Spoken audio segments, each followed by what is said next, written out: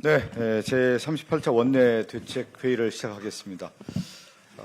내일 대통령 선거 선대위가 발족함에 따라서 원내 대책회의는 오늘이 원내대표의 마지막이 되는 거죠? 대선 전에는 네. 그렇게 되는 것 그럴 같아서 것 같습니다. 네. 오늘 또 38차 원내 대책회의 수많은 많은 일들이 있었는데요. 또 이 대통령 선거를 승리하기 위해서 또 선대위 체제로 넘어가는 시점에서 오늘 원내 대책회의를 시작하도록 하겠습니다. 박찬대 원내 대표의 발언이 있겠습니다. 네. 오늘이 38차인데 대선 전의 마지막이라니까 좀 아쉽네요. 네.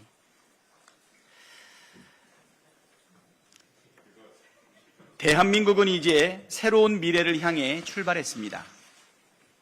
오늘로 6.3 대통령 선거가 35일 남았습니다. 내란숙의 윤석열과 그 일당이 짓밟은 헌정질서와 민주주의를 바로 세우고 파탄난 민생과 경제를 다시 살리는 희망의 대장정을 시작한 것입니다.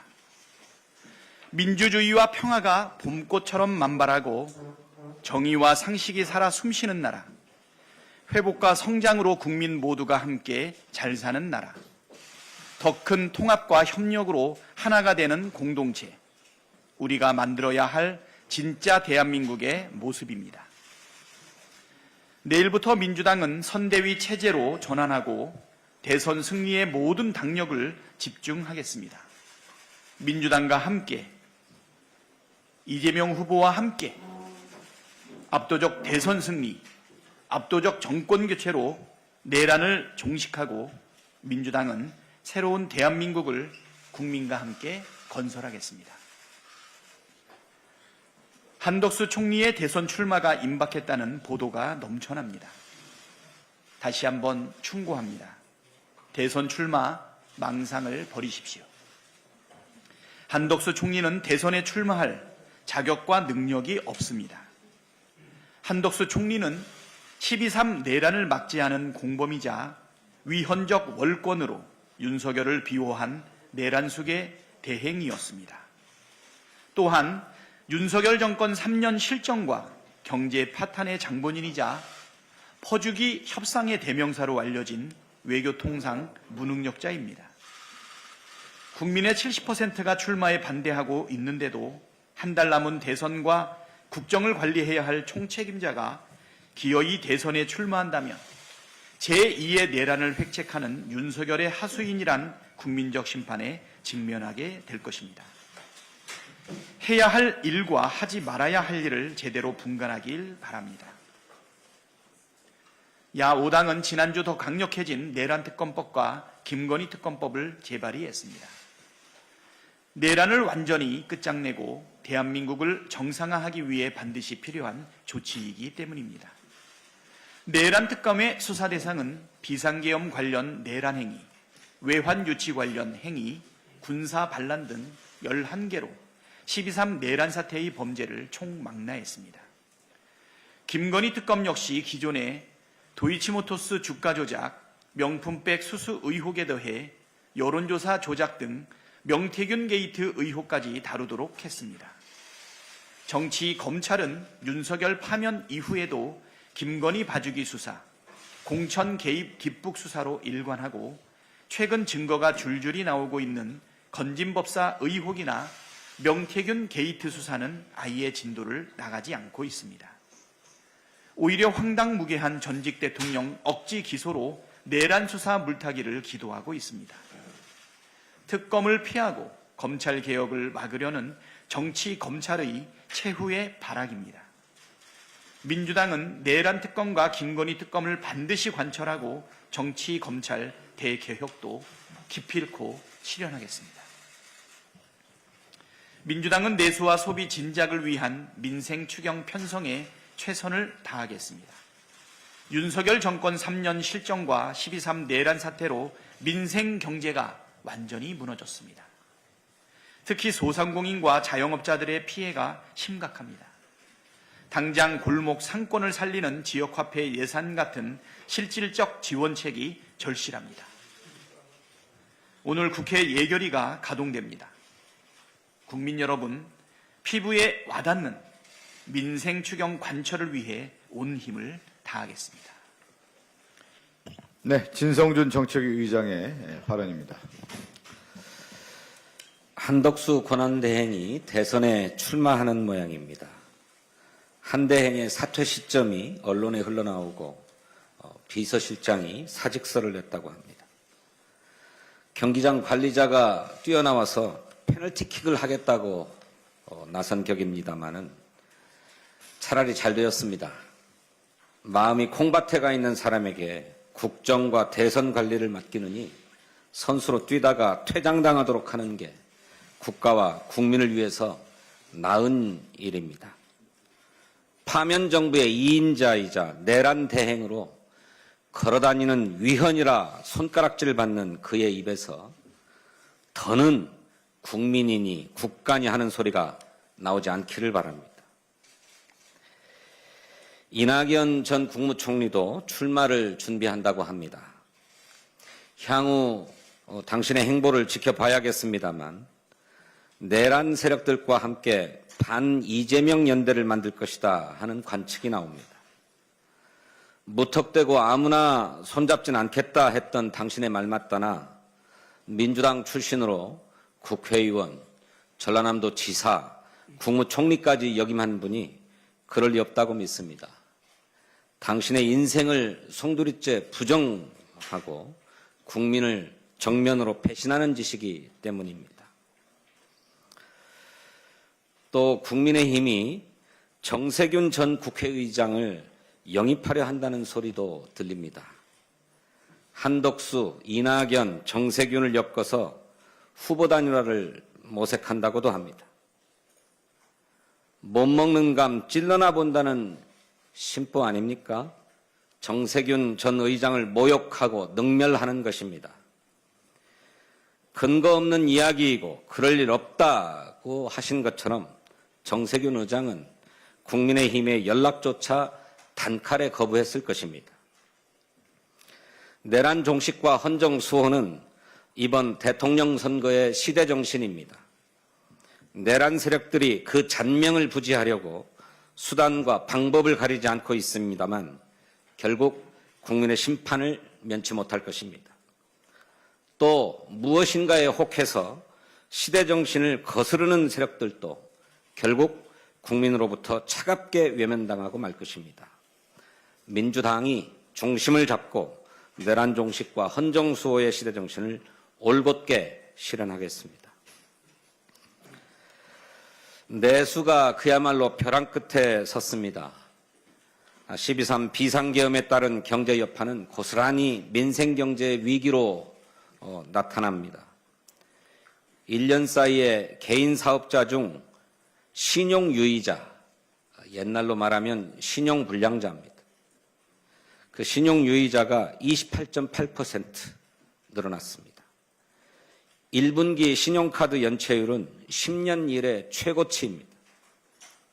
통계청 발표에 따르면 지난해 하반기 기준 매장 판매 종사자도 150만 7천 명으로 1년 전보다 10만 명이나 줄었습니다. 소비자가 지갑을 닫으니까 불황을 견디지 못한 소상공인들이 어쩔 수 없이 직원을 내보내고 1인 자영업자가 된 것입니다. 어떻게든 내수 진작에 나서야 할 정부와 국민의힘이 오히려 추경을 보이콧하고 있습니다.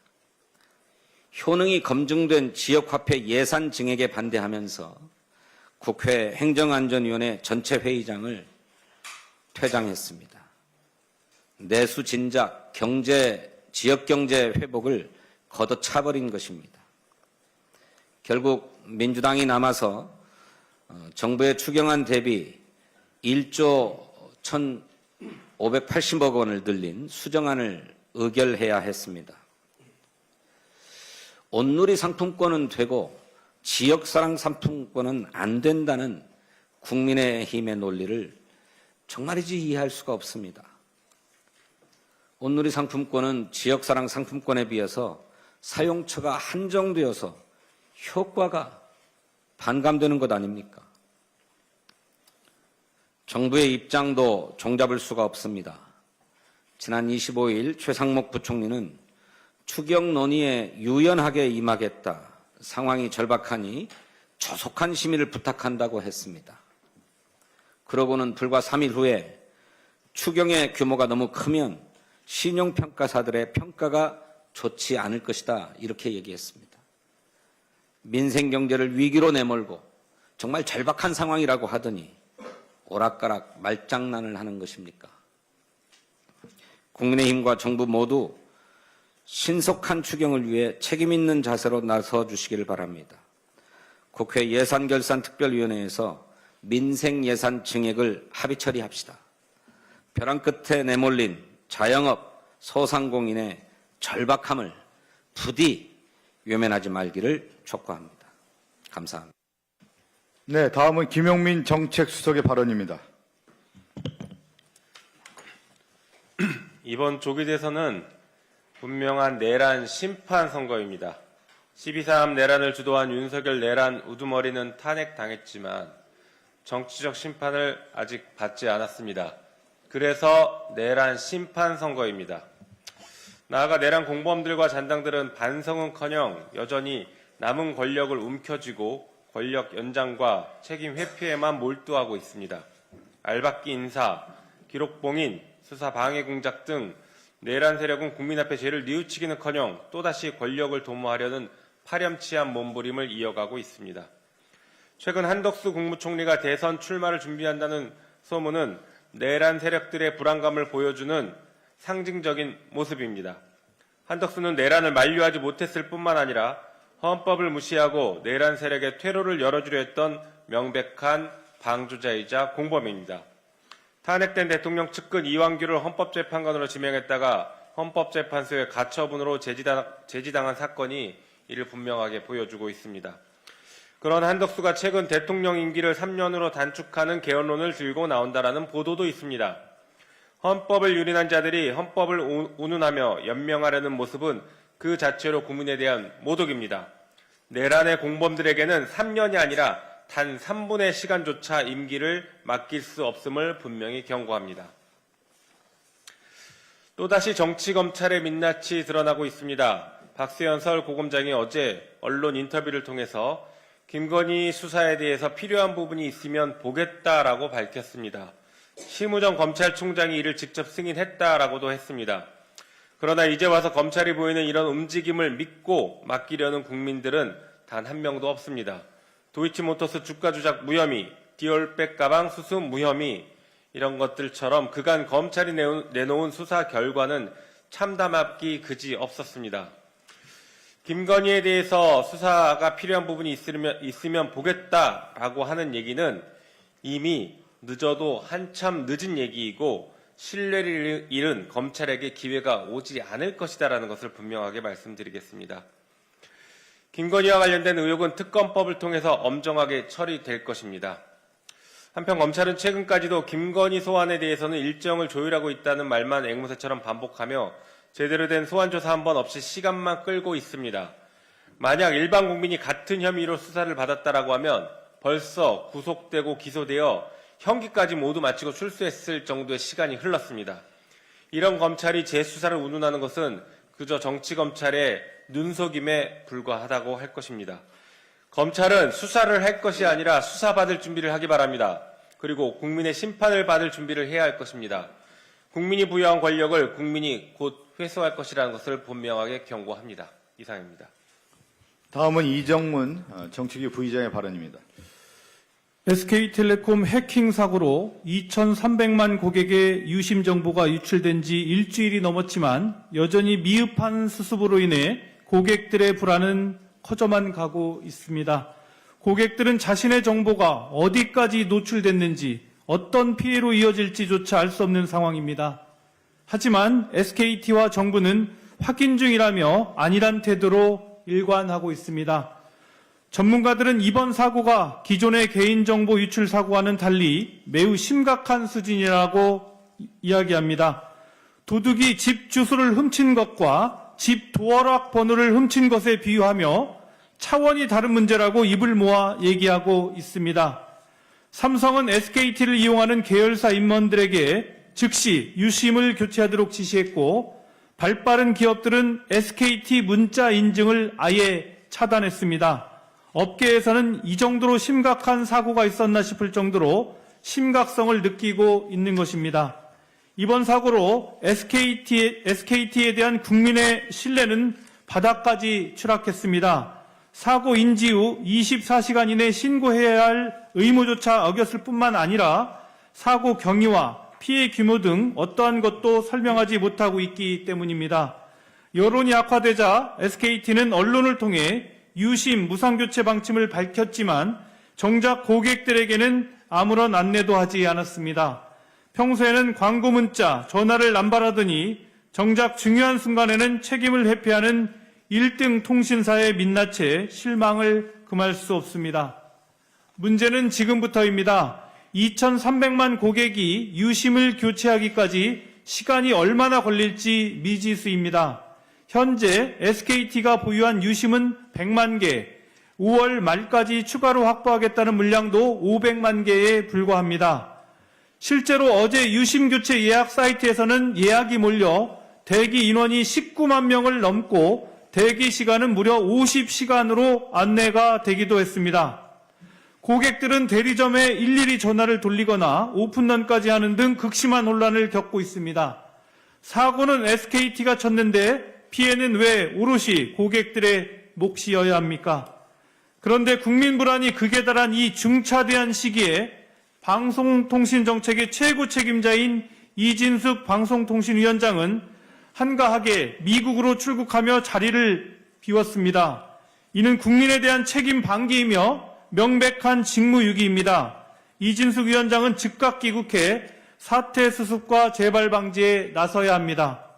정부와 SKT는 고객 불안을 해소하고 실질적인 피해 구제를 위해 총력을 기울여야 하며 다시는 이런 불상사가 발생하지 않도록 근본적인 대책 마련에 힘쓸 것을 거듭 강조합니다.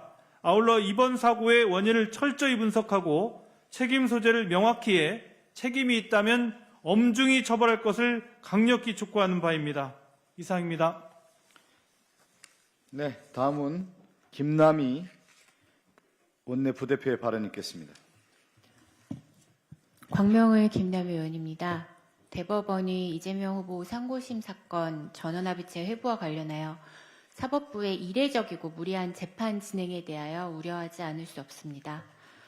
법원 조직법과 대법원 전원합의체 심리 절차 내규에 따르면 전원합의체 회부는 신중하게 이루어져야 하며 합의기일도 10일 전에 지정하는 것이 원칙입니다. 그러나 대법원은 이재명 후보의 사건을 소부 배당 후 단 2시간 만에 전원합의체로 회부하였고 당일 바로 첫 합의기일을 열었습니다. 이 과정에서 연구관 검토나 주심 대법관의 충분한 의견 수렴 절차도 생략되었고 통상적인 준비 절차를 무시했다는 점에서 절차적 정당성 논란이 심각하게 제기되고 있습니다. 그러나 대법원은 이와 관련하여 납득할 만한 설명도 내놓지 않고 있어 많은 억측이 난무하고 있는 상황입니다.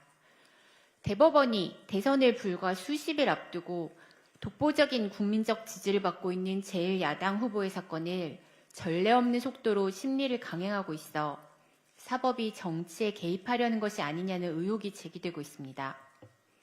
내란을 종식시키고 새로운 대한민국을 열망하는 국민들의 간절한 바람에 사법부가 이례적이고 섣부른 판단으로 찬물을 끼얹어서는 안 됩니다.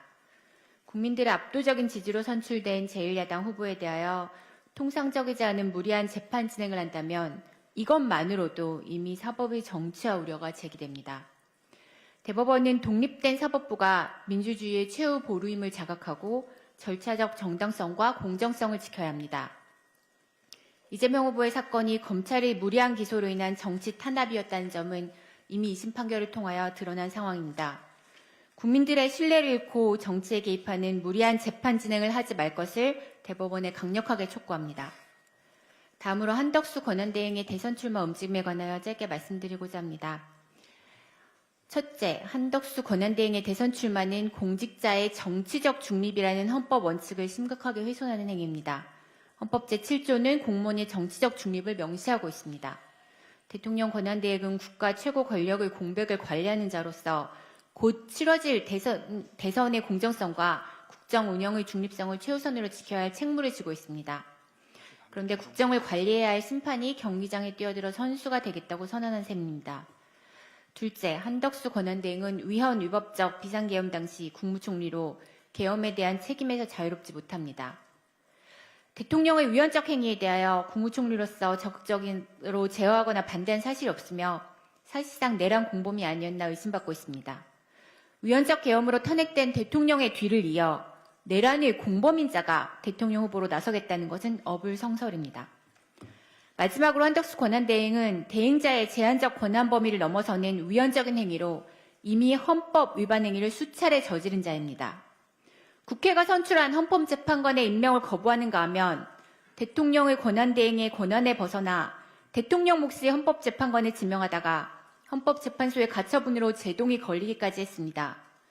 오늘 아침에는 권한대행의 헌법재판관 지명을 금지하는 헌법재판소법 개정안의 거부권 행사하여 헌재의 판단을 정면으로 부정하고 있습니다. 이처럼 위헌적 행위를 반복하다 망신을 당한 자가 헌법을 수호할 책무를 가진 대통령직에 도전하겠다니 어처구니가 없습니다. 한덕수 권한대행은 대선 출마가 아니라 내란 공범으로 수사받을 준비를 해야 할 것입니다. 경거망동을 멈출 것을 국민의 이름으로 경고합니다. 네, 다음으로 정준호 원내 부대표 발언 읽겠습니다. 예, 광주 북구갑 정준호 의원입니다. 저도 한덕수 관련된 이야기 좀 드리겠습니다. 한평생을 양지 바른 곳만을 쫓아다닌 양지주의자 한덕수 권한대행의 출마 선언이 코앞이라고 합니다. 내란죄 수사 대상자이자 위법한 헌법재판관 임명으로 수사가 개시된 인물이 어떠한 책임도 없이 대통령이 되겠다 나서는 것에서 내란 세력의 반공공성과 몰염치함을 거듭 확인합니다. 불과 4주 전 한 대행은 대국민 담화를 발표하며 차기 대통령 선거 관리에 최선을 다하겠다고 굳게 약속했습니다. 그 대선 관리가 본인을 위한 관리였냐고 묻고 싶습니다. 지난 4주간 정부가 행했던 많은 조치들이 사실은 본인의 대선과 관련이 있는 것 아니냐는 질문에 한 대행은 반드시 대답해야 할 것입니다. 엄중한 시국입니다. 헌법 질서가 파괴되고 경제는 활력을 잃고 있습니다. 대통령이 되어서 무엇을 하겠다, 비전을 제시해도 모자랄 상황에서 한 대행 측은 개헌하고 1년 내로 사퇴하겠다, 다시 말해 임시 대통령이 되겠다라는 언론 보도까지 나오고 있습니다. 일각에서는 무속 정권 시즌2라는 비판도 끊이지 않습니다. 대통령직이 우습습니까? 정치가 장난입니까? 일평생을 양지만을 찾아온 양지주의자가 내란의 책임을 모면하기 위해 정치판에 숨어들려는 얄팍한 시도입니다. 대선 후보라는 외피로 본인은 살아남겠다는 비겁한 행동입니다. 그러나 우리 국민은 현명합니다. 바이든 난리면을 옹호했던 국무총리가 한덕수입니다. 후쿠시마 오염수를 옹호한 강요가 바로 한덕수입니다. 응급실 뺑뺑이 사망사고를 가짜 뉴스로 치부한 사람이 바로 한덕수입니다. 헌법재판관 임명을 미루며 윤석열 탄핵을 방해한 내란 옹호자가 바로 한덕수입니다. 국민이라면 누구나 가능한 대선 출마는 막지 않겠습니다. 그러나 내란 총리가 대통령이 되는 것만은 반드시 막겠습니다. 반드시 책임의 날이 올 것이라는 점을 한덕수 권한대행에게 말씀드립니다. 이상입니다. 네, 저도 한 말씀 드리겠습니다. 한덕수 총리가 벌써 3주째 대선 출마를 저울질하고 있습니다. 이 한 총리의 비서실장, 메시지 비서관이 사퇴를 했더군요. 총리실 공무원들을 먼저 밖으로 내보내고 국민 여론을 살피고 있습니다. 평생을 보신주의자로 살아와서 그런지 불확실성에 몸을 던져야 하는 선거가 무섭고 두려울 것입니다. 사표 쓰고 온몸을 던져서 선거에 나올 용기도 없고, 그렇다고 이대로 주저앉을 수도 없고, 대권보다 당권에만 관심 있는 친윤들이 어서 나가라, 우리 세력을 대신해라, 이렇게 난리치고 있고, 이러지도 저러지도 못하는 그런 전전긍긍하는 모습이 한덕수 총리의 오늘날의 모습입니다. 간을 보는 한덕수 총리 때문에 국민의힘 대선 경선은 2부 리그가 되고 있습니다. 경선 후보라는 사람들의 비전이나 정책은 오간데 없고 한덕수와의 단일화를 어떻게 할지에 대해서만 얘기하고 있습니다. 한덕수 총리에게 묻고 싶습니다. 당당하게 선거에 나올 자신은 없고 보수 정당의 권력, 추후에 당권에 관심 있는 거 아닙니까? 친인들이 누워서 떡을 먹여준다고 하니 바람이 잔뜩 든 거 아닙니까? 대통령 선거는 누가 떡을 줄 수도 없고 두 다리 뻗고 누울 자리도 아닙니다. 한덕수 총리의 운명은 정해져 있는 것 같습니다. 내란을 덮기 위한 내란 세력의 회심의 카드로 한덕수 총리를 고려하고 있다, 이렇게 분석되고 있습니다. 본인이 아무리 애를 써도 친위 쿠데타 과정에서의 한덕수 총리의 그 모습, 온 국민이 지켜보고 있고 잊지 않고 있습니다. 한덕수 총리, 자신 있으면 나오십시오. 그렇게 자신 있습니까? 나오기 바랍니다. 내 살 길 찾아서 대선에 나오는 길은 가시밭길입니다. 철저한 검증이 이어지고요. 언론과 국민이 주목하는 가운데 일거수 일투족이 온 나라에 공개될 것입니다. 그리고 더 나아가 국민의힘 내에 진영에서 그동안에 같은 편이라고 생각했던 정치인들의 견제와 공격이 한덕수 총리에게 이어질 것입니다. 한덕수 총리, 맷집에 자신 있습니까? 맷집이 어느 정도인지 궁금합니다. 한 대 맞고 넉다운 되지 않길 바랍니다. 이상입니다. 제38차 원내대책회의를 마치겠습니다. 감사합니다.